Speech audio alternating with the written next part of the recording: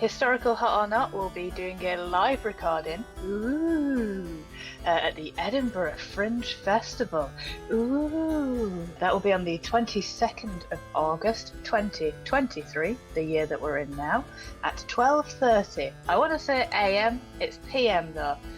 The midday one, not the midnight one. It'll be part of the podcast hour. And that episode will be recorded as part of The Laughing Horse at the City Cafe. There is a link to the day we are recording. Each day is a different podcast being recorded. We will only be there on the 22nd, and the ticket link in our Hot Not Pod link tree, which is available on Instagram and Twitter, has a link directly to the day we are recording. I will also be doing my Edinburgh show, my debut, at the Edinburgh Fringe Festival. My show is called Scream Inside Your Heart, and it will be at the Three Sisters in the Wee Room at 12 noon, 12 midday, not midnight, and that will be on from the 3rd to the 20th of August. They might be a Viking or a Saxon or a Roman, but tell me, do you like 'em? Would you sex 'em? Would you bone 'em? Would you go to bed with King Ethelred? Would you bunk William the Conqueror, romp in the sheets with Samuel Pepys? Mussolini was a meanie, led a fascist insurrection, but does he make you creamy? Does he give you an erection? Would you pork Richard the Duke of York? Does a boner start when you think of Bonaparte? Are you sexually aroused at the thought of Pol Pot? Historical Hot or Not? Hello, and welcome to Historical Hot or Not, the only podcast that blasts the Arizona desert of history with the nuclear radiation of cum jokes. I don't know why I decided to do this opening sequence in the style of a local radio DJ, but there we go. My name is Aidan McCaffrey, I am not a historian, and this is... Catherine Mather, and I am also not a historian or a radio DJ, but we are comedians and we are horny for history. Are you feeling particularly horny for this one today, Aidan? Sort of, actually. It's an interesting subject, today's episode, because he's not someone you would associate with sexual virility. You know, we're not doing Caligula today or Henry VIII. But actually, when you get into his life, he was a very sexually active man. Okay. A surprise considering his temperament. Good for him. But before we get into that, Kath, this is the first episode we have recorded in ages that is just us. It is, isn't it? From the listener's perspective, this is episode 3 of season 3, but actually it's the last episode we have recorded for this, and every other single one of that season has had a big name guest in it. It has. It's weird. It's just us. It's the old gang back together. Yeah, I hope... One more for old time's sake. I hope we're not too disappointing now that it's just the two of us. Yeah, and we've realised we really need those people. In an hour, we'll be like, Ignacio, Rachel, please come back on the pod. We're nothing without you. Yeah. We did also meet, this is the second time I've seen you this week, and it is only Tuesday. You came to watch one of my shows, didn't you, last night? I did indeed. As has been documented on this pod before, Kath and I, most of our relationship is through this pod. Yes. I'm still sort of not quite at the point where when I meet you in the flesh, I don't find it weird that we're not talking on Zoom or Riverside or some kind of video conferencing thing. It's always slightly surreal. But I'll tell you what wasn't surreal was your preview you did, Kath, of your Edinburgh show, Scream Inside Your Heart, which was well attended and it was very funny and it went down very well with the crowd. And surely you must now be feeling very confident about your upcoming Edinburgh hour. Is that true? Yeah, I am feeling pretty good about the show. Feels like it's coming together. I'll be honest with you as well, Aidan. I am always surprised when we meet up with how hairy your chest is. Unless you're just wearing like some fur collar and the rest of you is smooth as the bonnet of a Porsche. Can I say it as a testament to how hairy I am? I am wearing a button-up shirt that is buttoned right to the top. Mm-hmm. And Kath can still see how hairy my chest is because the rug beneath cannot but help itself but creep over the top. It's like you've shoved a little hamster down there. Or a big cat. I think this is the first time we've done a pod where one of us, in this case me, has arguably dressed up as the subject he's talking about. Because I'm pretty much wearing what, spoiler alert, J. Robert Oppenheimer would have worn while he was at work, but not while he was making love. How do you know, Aidan? How do you know he wasn't wearing a full suit while he was making love? Actually, I don't. And to be honest, when we discover the full details of his life, because he's a very serious, introverted, almost spectrum-y man, wouldn't surprise me if he had the full suit on while he was banging one of his many women. Before we get to that, I do have a funny anecdote I've been meaning to tell you for months. Basically, the story I'm about to tell is like the most middle-class thing you're ever likely to hear, which is... We recorded a podcast and we both did our bit, and there's a bit where you say, go now to Ko-fi.hotnotpod, and and that's kind of more or less exactly how you said it. I basically spent about half an hour trying to clip the T off you saying hot, and then add it on to you saying not, in an attempt to basically correct how you speak. Basically, it was sort of like the podcast equivalent of Pygmalion, or My Fair Lady, where I was trying to turn you into something proper. And you know what, Kath? In the end, I gave up, and I never released that advert. Although that wasn't because... I didn't not release the advert because of that, but I did give up trying to make you sound like someone who pronounces T's. I mean, you could have just texted me and I would have literally just spoken it into WhatsApp for you. But no, I decided to make it as hard as possible for myself. You think it would be easy, because hot, not. It's actually the same phonetic sound, but there was something about it. It always sounded artificial. Oh, not pod, innit? Yeah. I'll never make you into a classy woman, Kath, sadly. Hell no. The format of this glorious podcast is each week, each episode, whatever interval these episodes are delivered in, either Aidan or myself will pitch a potential suitor from history to one another from the eTroth dating app, the historical dating app that we have definitely not just made up for the purposes of this podcast. We'll begin by taking a look at them physically and deciding whether we would objectify them, whether we would fuck them. Then we find out a little bit about them, and once we've done that, we go for the overall yes, no, would we bang them? If it's a yes, they'll end up on the Bayeux Tap Baptistry. If not, well, they can do the walk of shame home. Aidan, this is your episode. Who have you got for me? And I'm going to act surprised as though we haven't already mentioned his name twice. This Kath, as you were about to see on your eTroth app, is Julius. He is 62 and he is from New York. Oh, I mean, he's not unattractive. He's got quite an angular face, I think. Quite a small head. Quite nondescript, really. And I don't mean that in a nasty way. It's just, it is difficult to pick out features, defining features to describe him. Just short dark hair, suit, quite small lips. Looks to have dark eyes. It's a black and white photograph. Small earlobes. I'm looking at these ears thinking that'd be difficult to get them pierced. Is that a prerequisite of all your lovers, that they have to have a hole punctured through a lobe? Yeah, exactly. I mean, sure, yeah, I guess. This is what I like about doing the podcast with you, Kath. You don't need to be massively enthused about a potential lover to say yes. Just like, yeah. You've literally sometimes acknowledged that a person is very dislikable, like in the Theodore Roosevelt episode, but then gone, but sure, why not? Well, I mean, there's a difference, isn't there, between a quick bang and a potential lifelong suitor, isn't there? You've not said I've got to marry him. That's true. The barrier for entry onto the Bayeux Tap Baptistry, very low. Exceptionally low. Yeah. Just be a bit hot and try not to kill too many people. That's kind of it. It's kind of it. Yeah. We are who we are, aren't we? Exactly. To quote, I think that might be Kesha. The Quim wants what the Quim wants. What do you think of this guy? I based, again, just so far based solely on this photo. He's got quite magnetic eyes, I think. Very serious looking. But, and I don't know, maybe I am reading stuff in that I know about him, but he's sort of got those burrowing eyes. I suspect if he's fixated on something, he's very fixated, so you can imagine how you could be drawn into him. He looks like the kind of guy who would really hold your gaze while you're having a conversation. and then you'd end up banging him. Yeah, you'd be like, hold on a minute. Are we? Oh yeah, we are banging. Okay. When did that happen?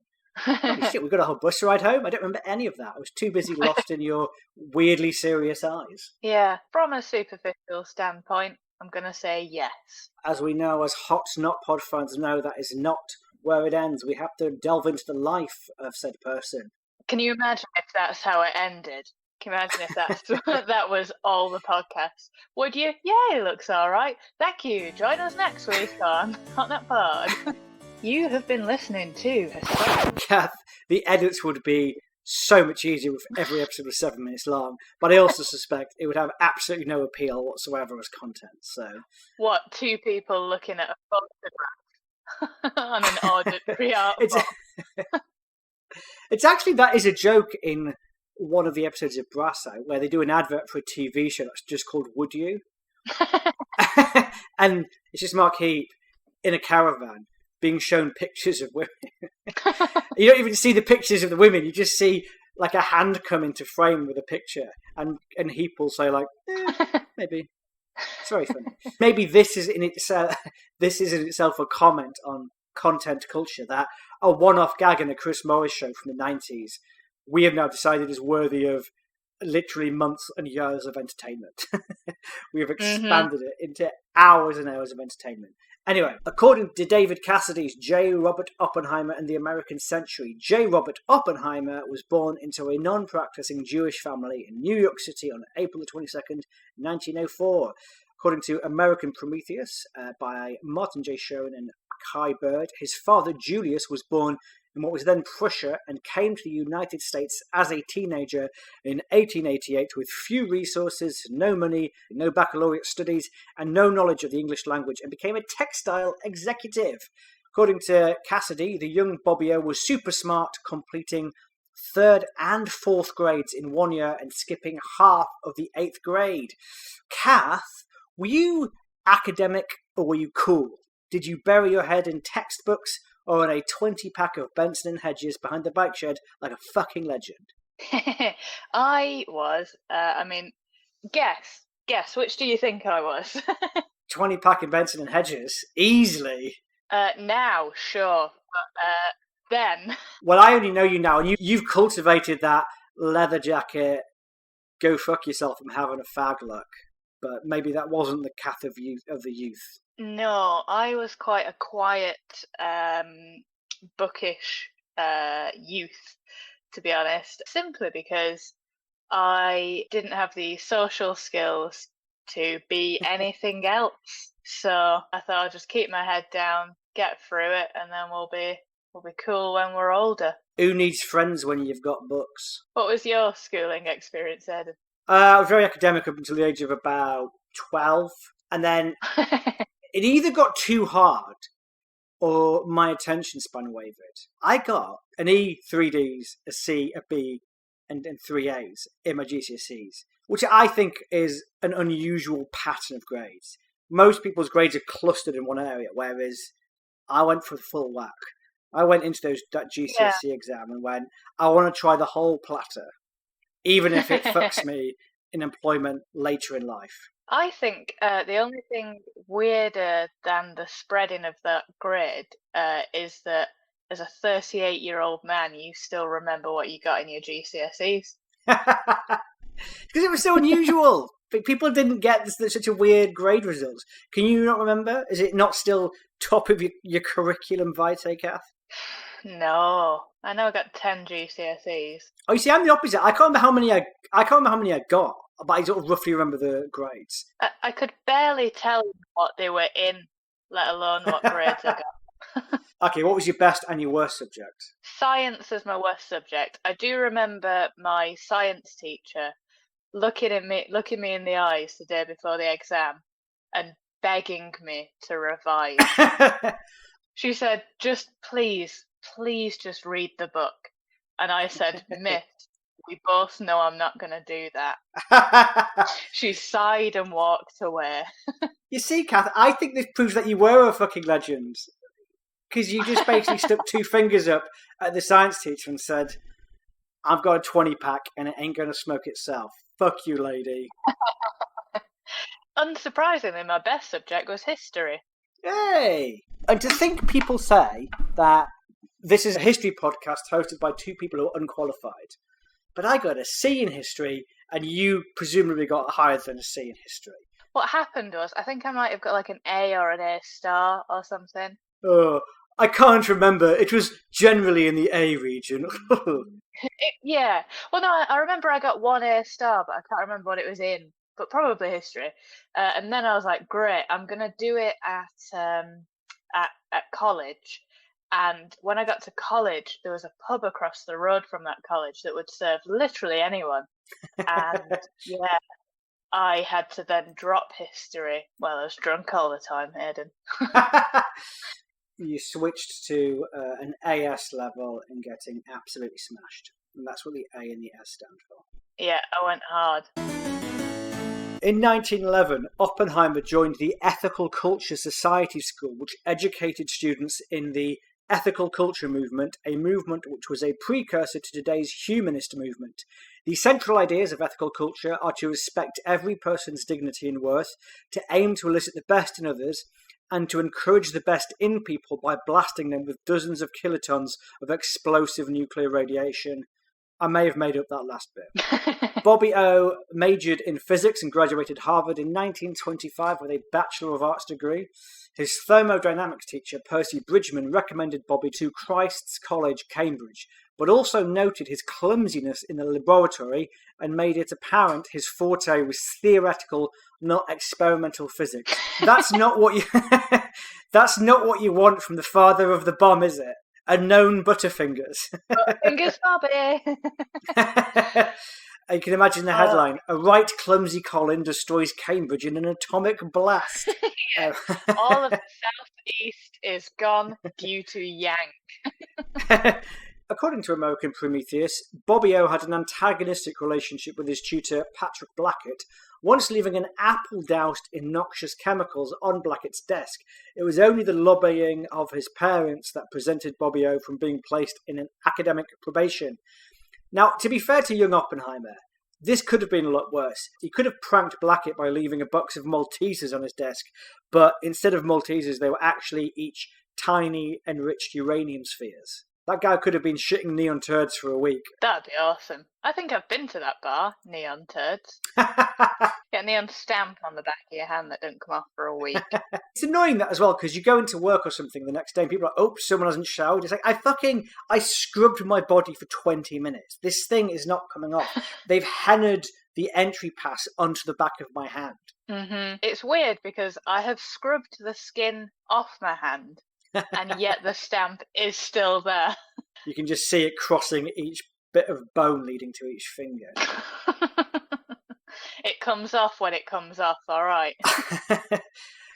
According to Alice Kimball Smith and Charles Wiener's Robert Oppenheimer Letters and Recollections, Bobby O suffered bouts of depression and once told his brother, "I need physics more than friends." A bit like you in books when you were a teenager, Kath. According to Wikipedia, in one bout of depression, he tried to strangle his friend Frances Ferguson after he revealed he was engaged to his girlfriend Frances Keeley. That seems extreme. According to Wikipedia, Oppenheimer obtained a Doctor of Philosophy degree in March 1927 at age 23. It was at this age he and his supervisor Max Born came up with the Born-Oppenheimer approximation, which separates nuclear motion from electronic motion in the mathematical treatment of molecules, allowing nuclear motion to be neglected to simplify calculations. I don't understand anything I just said, but that is what they did. We're going back to the D's and E's that we both got in GCSE physics. I'm just trusting Wikipedia on this one. And I'm just trusting that I got those words in roughly the right order. It was like, you know, when you're desperately trying to understand something, but all you can hear is TV static. I find science interesting, and I wish I could understand it. I really, really do. But I just can't. I've genuinely read about 3 books on quantum physics in an attempt to understand it, and I just can't get past the whole, oh yeah, these things, they act as waves and they also act as photons. It's like, now you've lost me. And that's like a fundamental thing you have to understand this stuff. And it is absolutely... That's why I like Doctor Who, because it's made up science. It doesn't mean anything. It's just words that sound fun when a man in a bow tie says it. Wibbly wobbly, timey-wimey. Do you know what the crack is? Yes, I can get on board with that. No problem. According to Wikipedia, Oppenheimer was awarded a United States National Research Council Fellowship to Caltech in September 1927. There he became close friends with Linus Pauling, and the new BFFs decided to mount a joint attack on the nature of the chemical bond. It did not go to plan, with Oppenheimer instead mounting a unilateral attack on Pauling's marriage, inviting his wife Ava Pauling to join him on a Mexican tryst. Ava incidentally declined Bobby's advances, so from this, Bobby gained neither a sexual bond, a social bond, or a rewriting of the chemical bond. Incidentally, Oppenheimer later invited Pauling to become the head of the chemistry division of the Manhattan Project, but Pauling refused, saying he was a pacifist, and I assume by pacifist he means still pissed off that Oppenheimer tried to bang his wife 2 decades earlier. Robert, I am conscientiously objecting to you trying to stick it in Mrs. Pauling. Yeah, no, that is absolutely fair. Kath, have you ever stolen a friend's lover? No, I don't think I could have done if I wanted to be honest. Oh, because of your infamous lack of charisma? Yeah, that, because of my looks and personality. That was the only reason. Also, I just, and this is no slight on any of my friends if they are listening to this, which they won't be, but I've just never seen a partner and been so attracted to them that I was like, I'm willing to lose this friendship over it. It's a boner killer, isn't it? Or a quim closer in your case. Yeah. According to the early years, University of California, Berkeley, when he heard a New Mexico ranch he loved was available for lease, he exclaimed, "Hot dog!" Purchased it and later called it Perro Caliente, which literally means hot dog in Spanish. That's fun. That's what you want in the father of the most destructive force the world has ever seen. A little catchphrase. A fun little catchphrase that could appeal to kids. The nuclear bomb's gone off. Hot dog. Can you imagine being the wife of a scientist and this guy coming over to you, Cillian Murphy coming over to you, being like, hey baby, wanna see my hot dog? And you're like, that's quite a crude euphemism, but sure. And then he takes you back to a house. This is my hot dog. What? Well, if it was what the fuck are you on about? This is my hot dog. Do you want to see my dick? If it was you, though, Kath, when he said, hot dog, do you want to come see my hot dog? You'd go, yeah, sure, I guess. And then when you realised that was also the name of his house, you'd be like, well, you're quite hot, so... And then if his bed was in the shape of like a novelty hot dog bed, you'd probably stay. Even that, I don't think would stop you, Kath. I think you'd keep going. If he pulled out a contraceptive sheath that was a novelty condom in the shape of a hot dog in a bun, you'd probably still be like, well, I'm here now. Yeah, I can't drive. He drove us here. I can't get myself back, can I? According to Janet Conant and her book 109 East Palace, Bobby O said his favourite things were physics and the desert. I guess we would consider what he would later get up to in the desert. We're lucky his favourite things weren't physics and metropolitan sprawl. The headline would have been, Trinity bomb tested in New York, Long Island, wiping out the populations of Brooklyn, Queens, and the Hamptons. According to Greg Herkin, Brotherhood of the Bomb, his students and colleagues saw him as mesmerising, hypnotic in private interaction, but often frigid in more public settings. His associates fell into 2 camps. One saw him as aloof and impressive genius, the other as a pretentious and insecure poser. According to Herkin, and also American Genius by Herbert Childs, he was largely uninformed on worldly matters and only learned of the 1929 Wall Street crash 6 months after the fact, which I think is quite funny. 9/11, or as I like to call it, 3/11, in honour of the day in March when I discovered the world had changed half a year earlier. But also, how nice to be that financially protected that you didn't know That's a good point. about the Wall Street crash. I reckon there must be people like that now, because some people just like to sort of hit a point when they're like, I'm switching off these Guardian news alerts. This is too depressing.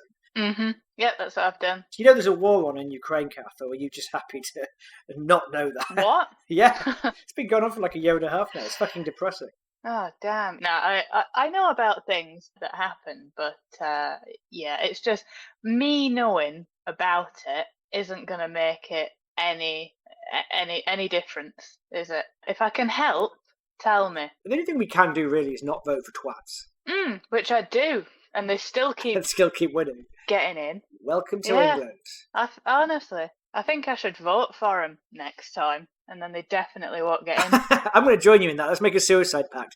We vote for the Tories next time, and it's the only way to ensure they don't actually get elected. Yes. So Oppenheimer, Bobby O, he did become more engaged in world affairs in the 30s, which is encouraging. It's a good decade to get up on the news, I think, the 30s. If there's one decade of news you're not going to sit out, make sure it's the one after the 20s and before the 40s. The rise of fascism was a wake-up call that even he couldn't sleep through. He donated the modern equivalent of £2,000 a month to help German physicists fleeing Nazism. And he tried to get an ex-student of his called Bob Serber a position at Berkeley, but was blocked on the grounds that one Jew in the department was enough. Fuck. Bring me your poor, your tired, and your Jews, but don't expect us to employ any of them. Anti-Semitism was everywhere, wasn't it, in this period? It didn't just come out of nowhere. Like, you know, I think people in the UK like to be like, yeah, well, we went into the war to save Poland and the Jews. No, we didn't. People here were very anti-Semitic as well. They were in America, pulling that shit. It wasn't a kind world. Still isn't. I'm so big on this. Like, I think people born after the 60s, we have a post-civil rights. We see World War II through a prism of civil rights in a way that I don't think people at the time did. I do think people just had a slightly us versus them feeling about it. I don't mean to underestimate. It was clear to intelligent people why someone like Hitler was a threat.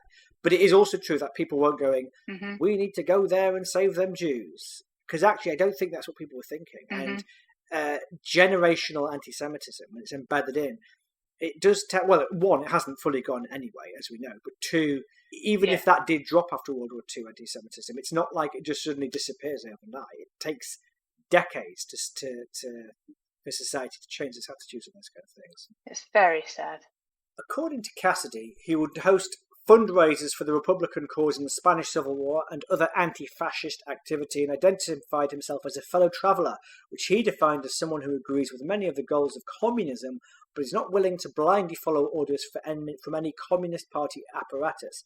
And that's going to become significant later when we get to the period after World War II, where he was nominally a national hero, but he came up against the Red Scare. According to the United States Atomic Energy Commission, in the matter of Dr. J. Robert Oppenheimer, he would sometimes admit to being a communist and also backtrack these statements as being jokes. Now, I don't know about you, Kath. I feel in the 1940s and 50s, joking about being a communist is a bit like being in an airport now and saying, I hope they don't detect my bomb. Don't worry, it's just a gag. Just don't make the gag.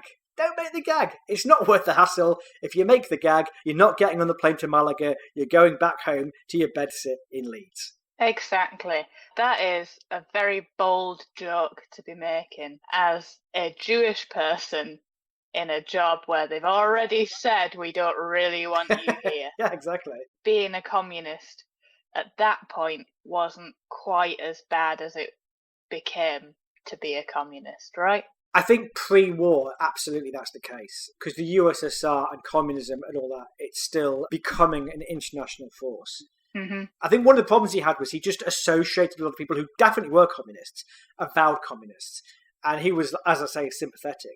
But it's just kind of the case with a lot of like academic intelligentsia that you're associating those kinds of people, which becomes a problem in the Red Scare when they're trying to weed out these people. And actually quite a lot of people, including people who have no guilt, especially in terms of international espionage, like Oppenheimer, are sort of being implicated in this stuff. Because you can, of course, tie him to very left-wing sympathies, but that in itself is not a crime. But that is getting ahead of ourselves. We will get into that.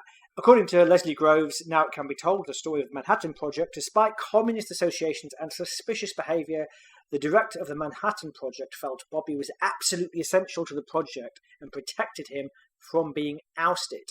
That was probably a poor call, wasn't it? I mean, he was good at the job. That's kind of the problem. Why is that a poor call? Well, I mean, I guess the bomb would still exist, right? But then that is an interesting question. Nuclear warfare is bad. Hot take alert. The hot take siren's just gone off.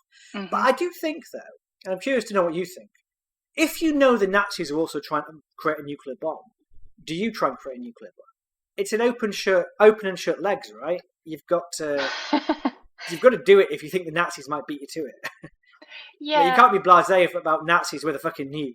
I guess that's the thing, isn't it? I always thought that in an argument, you need to go as hard as you can immediately.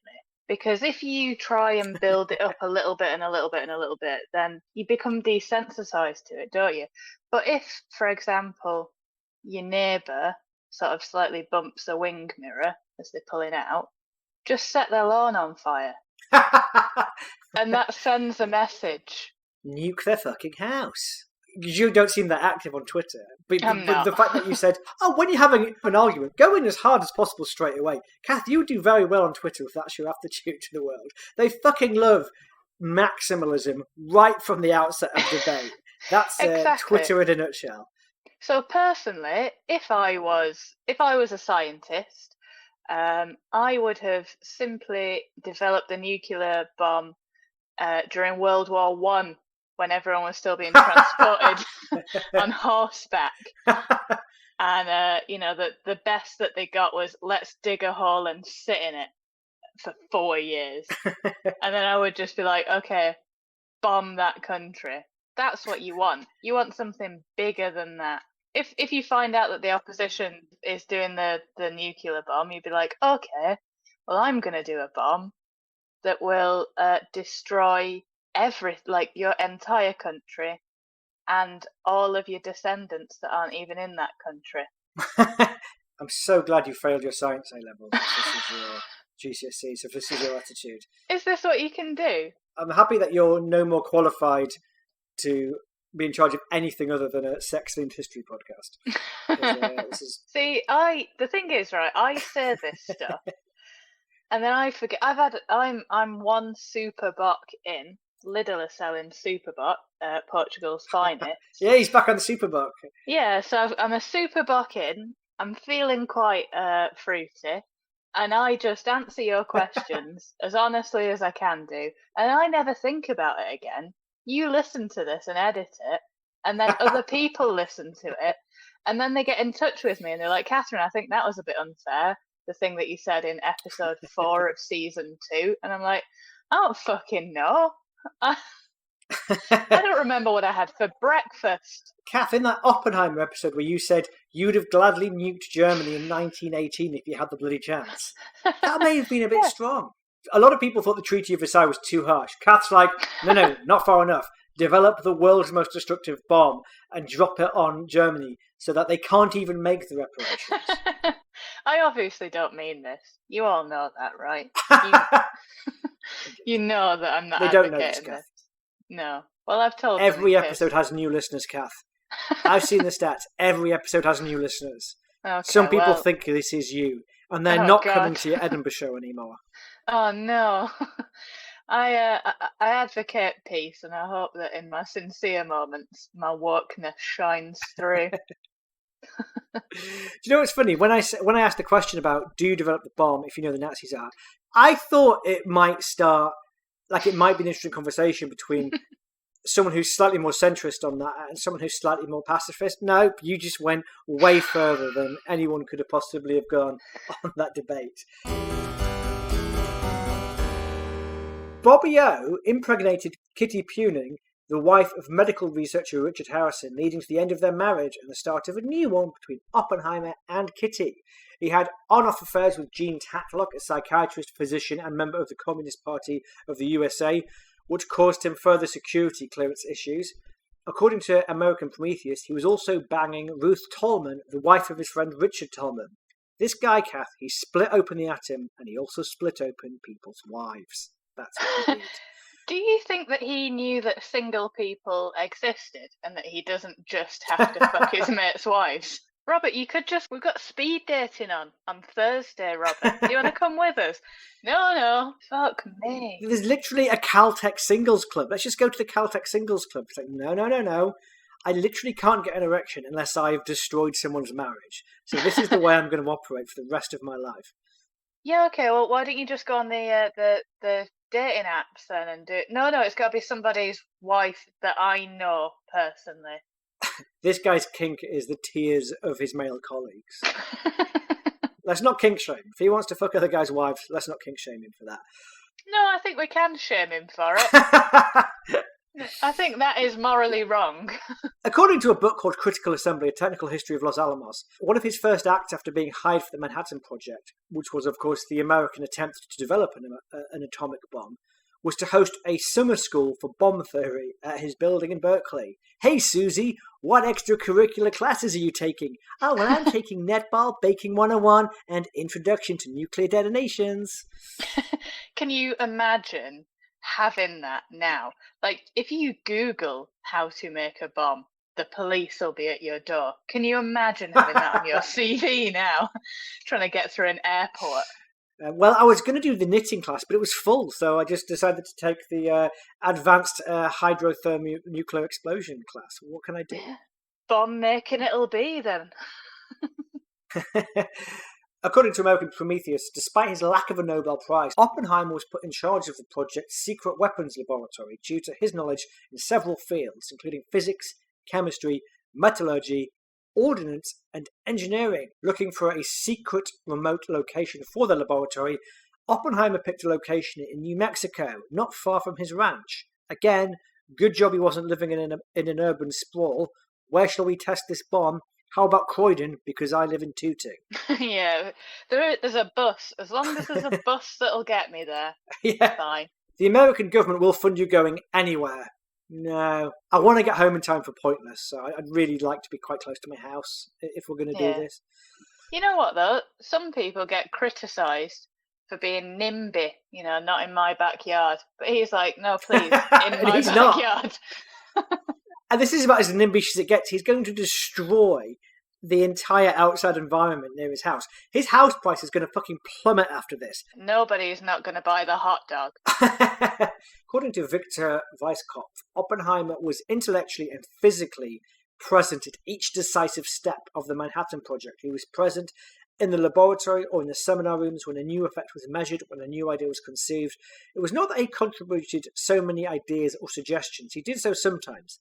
But his main influence came from something else. It was his continuous and intense presence which produced a sense of direct participation in all of us. It created that unique atmosphere of enthusiasm and challenge that pervaded the place throughout its time. Oppenheimer was fascinated with Hindu literature, and the Trinity test explosion at Los Alamos reminded him of passages from Bhagavad Gita, notably, I am become death, the destroyer of worlds. I suppose the reason other events didn't remind him of the Bhagavad Gita is that there wasn't a passage that reads, I have become fuckboy, stealer of men's wives. But also that, yes. Imagine being that guy. You must be there, like going, you know what? I am developing a bomb. What other bad shit can I do? I'm going to break up 17 marriages, too. I'm going to break up every marital union in a 10-mile radius. Incidentally, that is the blast radius of the bomb that I am trying to make. And also my blast radius, if you will. Hey! Cox. According to Jeremy Bernstein, letters bomb in the head. When Bernstein asked Frank Oppenheimer, Robert's brother, what Robert's first words were after the test had been, the answer was, I guess it worked. Which is an understatement. That's like watching the Hindenburg disaster and saying, I think it's getting a bit warm. Or watching the Hindenburg disaster or the nuclear Trinity test and going, hot dog. He totally should have said hot dog, shouldn't he? Yeah, I hope he said hot dog. What would you say after a successful nuclear test, Kath? Probably what I always say. Fucking hell. That's my catchphrase. Fucking hell without a G because you're from the north. I'm going to edit a G back into anything you say then. Okay, hold on. Let me just include it here, and then you can use it. G.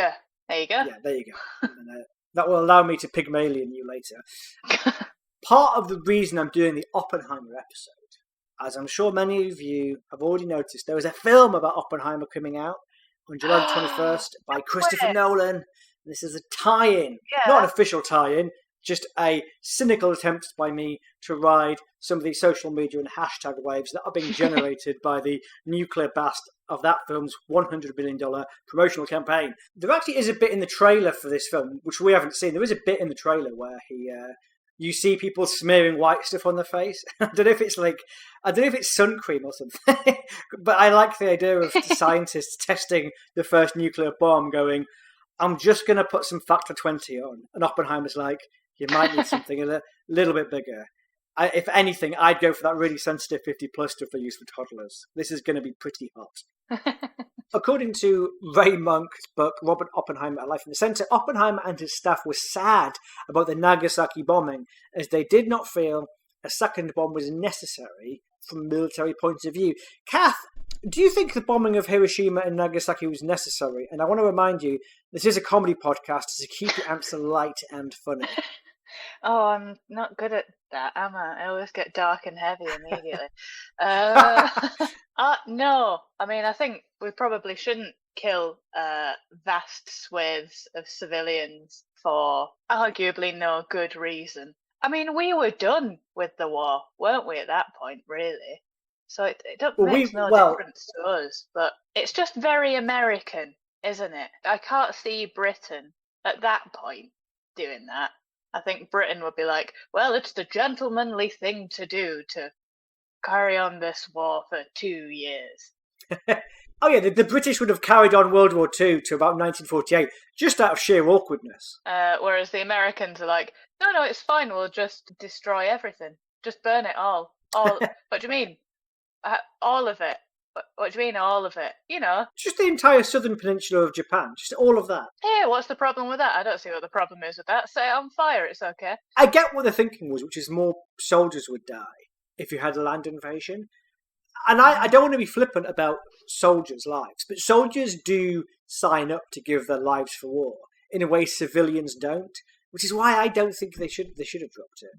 Yeah, I mean, arguably. It's a massive war crime, is what I'm saying. Yeah, it was absolutely a war crime, and the only reason they didn't get punished for it is because they won. These soldiers, they'd hardly decided that they were going to volunteer for it, right? Because of conscription and shit. But yeah, I mean, I think even as a soldier, you're an adult with a gun who's better able to defend themselves than a child with fire raining from the sky.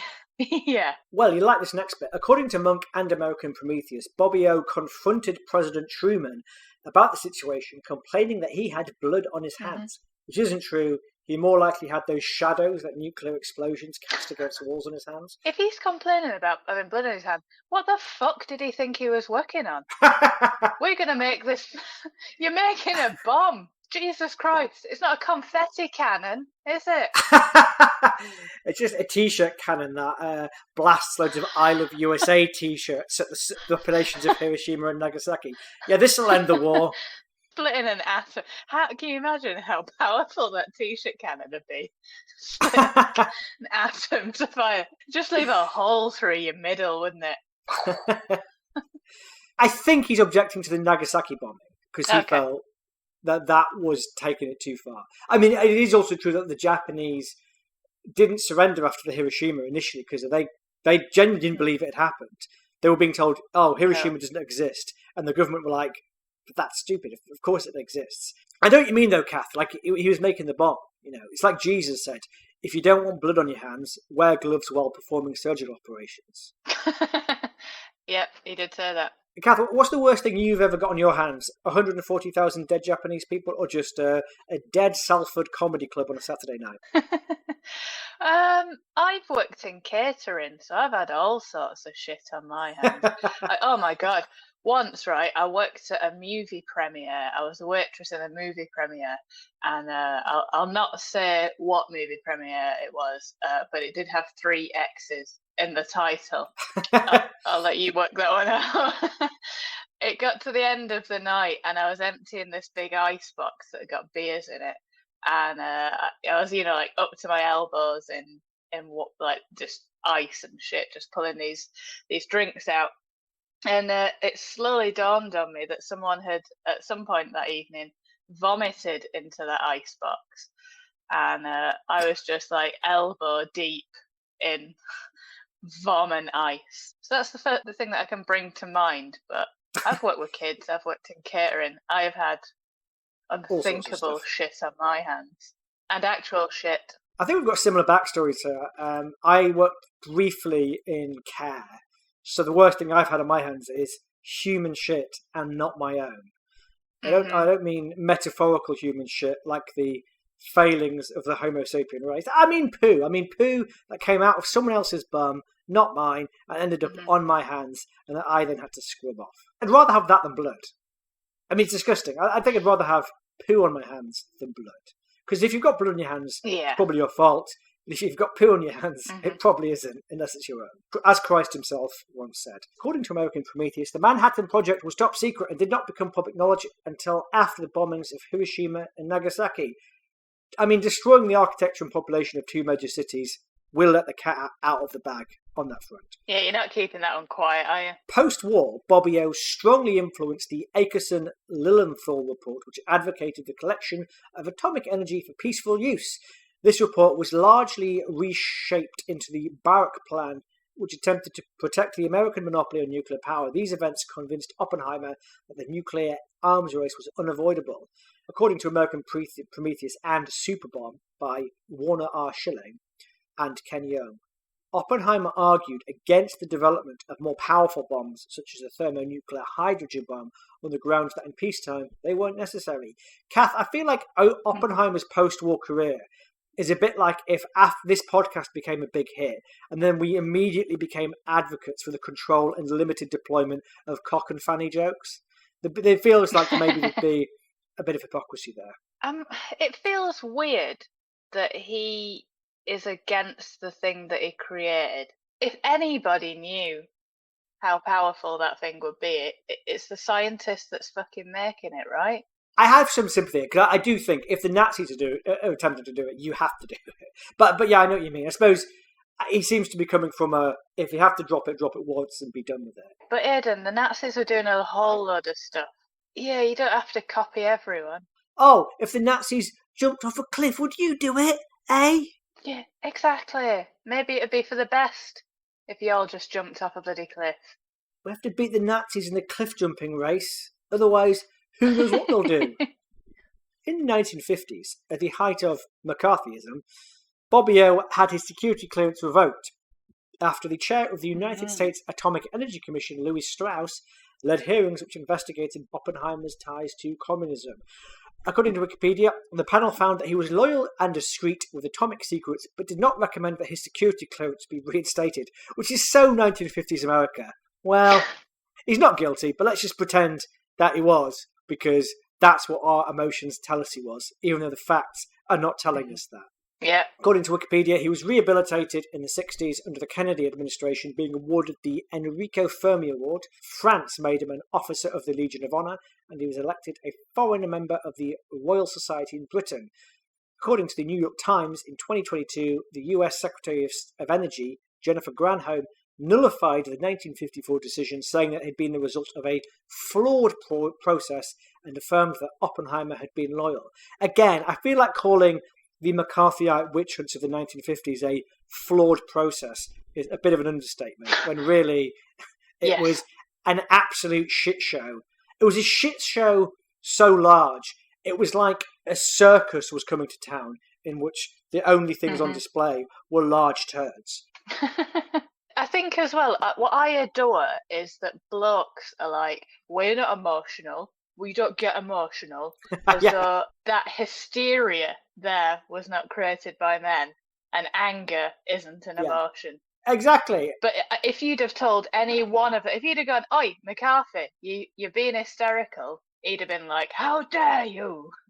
Men can't be hysterical." A woman cries over a miscarriage, and women are just basically hysterical and not in control of their emotions. But us men, for centuries, we've been holding the line emotionally. Does that explain all those wars and all those witch hunts? We don't cause drama. Oh, you mean apart from everything that has ever happened?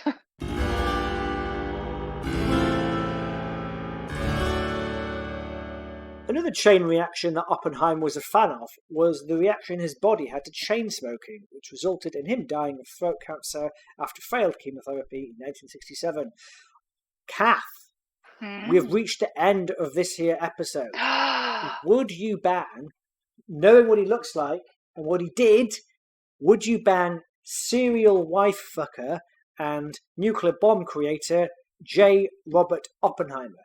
See, the thing is, I don't know if I could because I'm not married. He'd be more into you than me at the minute. He'd be more into my wife. I'm not taking my wife near his grave. Fuck that. If I took my wife near his grave, his hand would probably shoot out the ground like Carrie at the end of Carrie. Up a skirt. Oh, like a Halloween decoration. God, I don't know, because you have to differentiate between, is it a bang, is it a relationship? Because absolutely not, looking at his track record, if you go into a relationship with this man, because he will cheat on you. He's already cheating on you, no matter what stage of your relationship you're in. So, I mean, no to a relationship. Do you reckon some women are attracted to that? Because in the same way that I think so. Known players do attract women, is that because women are thinking, well, he's probably good in bed if he's getting all these women? Yeah, I think it's because they know what they're doing. Like, a player will know how to get you, how to be nice and get you to a position where you're like, yeah, all right then. That's their job. And also, yeah, I mean, I guess there's a certain element of, well, you'd hope that at least this one would know where the clit is, wouldn't you? Say what you want about Hiroshima, Oppenheimer knew where the G-spot was. And there is nothing more disappointing than a bloke who's all like, yeah, I've fucked loads. And you're like, and you're still shit at it. That's embarrassing. Based on that logic, Kath, we don't actually know if he was good in bed. So are you going to take the chance? No. I'm going to say no. Because I feel like he's generic enough looking. Like, he's not hot enough to overcome the amount of character flaws he's got. Whereas with Roosevelt a couple of weeks ago, you felt he was hot enough in his youth to overcome a massive myriad of character flaws. Whereas this guy's like, just not quite there. Doesn't quite tip it over the edge. Yeah, honestly, I think I'm not a massive fan of cheating or infidelity. It doesn't sit right with me. You know, you're so woke. What's wrong with you? I know. I mean, fuck the two major cities that were flattened. I don't like cheating. It's got nothing to do with what happened in Japan. You're just like, adultery, no. You could just not, right? And no one gets it. He's a man in a position of power that's probably attractive to some young women. So there's got to be some power thing going on there. Like 100%, yeah. If you can steal a man's wife, it's like the biggest proof of his ladness. Would you fuck him? I think I would. This is going to sound sad. Out of some kind of intellectual respect for the man. I think I am drawn to his weird intensity. Yeah. Just out of shallow academic respect. I was going to say I'd stick it in him. Let's face it, he's going to stick it in me. He's going to be the giver in this situation. Yeah, 100%. I want to feel how wide that blast radius is. Oh, God. It was your decision, so we're not putting him on the biotech baptistry. Thanks for listening, folks. This is an unofficial cross-promotion with Oppenheimer. Maybe go and watch Oppenheimer. Thanks for listening, everybody. Spread the word. Spread your legs. And remember, not what's on the outside, it's what's on the inside of the coffin that counts. See you next week, everybody. You have been listening to Historical Hot or Not, written and created by Aidan McCaffrey and Catherine Mather. The podcast art was by our good friend Richard Todd, and our theme music by excellent musician and also good friend David Eagle. We also have music by Ergo Fismes, plus a license from the Free Music Archive. If you've enjoyed us and you would like to donate to the cause, we would love you to do that also. You can find us at ko-fi.com/hotnotpod, and you can download bonus episodes of Historical Hot or Not from Acast Plus. The link is available on our Linktree, linktree.com/hotnotpod. Bye!